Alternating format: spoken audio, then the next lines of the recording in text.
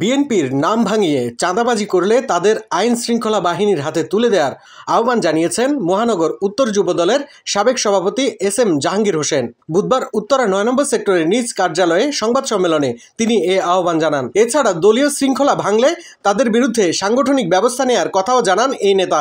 তিনি বলেন, সব অন্যায় অপকর্ম ও চাঁদাবাজির বিরুদ্ধে জিরো টলারেন্স অবলম্বন করা হয়েছে।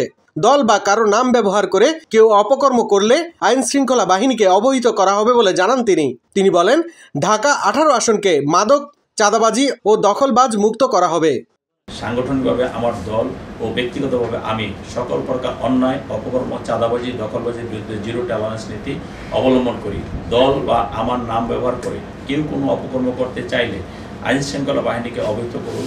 আমি আপনাদের সার্বিক সহযোগিতা করব।